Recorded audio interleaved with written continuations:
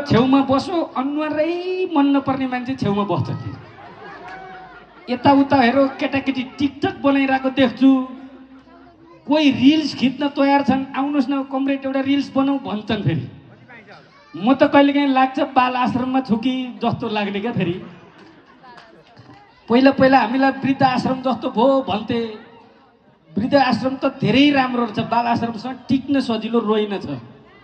चुप लाएर बस्दा पनि चिमट्लान् भन्ने डर बोल्दा पनि कति बोल्यो भनेर जुङ्गा तान्देलान् भन्ने डर छ अहिले त्यसकारणले म धेरै बोल्न चाहन्न यो कार्यक्रम चरौँदीमा मैले नै उद्घाटन गरेको त्यहाँ कतिपय साथी त मेरा कारणले रिसाए पनि हामीले त पोहोर चितवनमा भयो यसपालि नुवाकोटमा हुँदा म दोहोरी गीत सङ्गीतमा निकै नै रमाउने र भित्रभित्रै म दोहोरीलाई मन पराउने मान्छे म पहिला पनि भने मेयर साहब म उपमेयर साहब पनि त लगभग कलाकार जस्तै हो है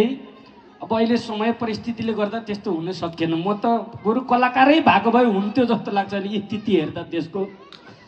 यति दुख छ मन अहिले दोहोरीले मात्रै म बाँचेको छु जस्तो लाग्छ क्या जति सुनो आएको छ रातभरि शब्द हेर्नु त कति आउँछ त्यसैले लोकगीत सङ्गीतलाई सम्मान छ यदि दोहोरी थिएन भने हामी हुँदैनौँ जस्तो लाग्छ दोहोरीसँग हाम्रो एकदम प्रगाढ माया पनि छ दोहोरी भनेको हाम्रो लागि त दोहोरी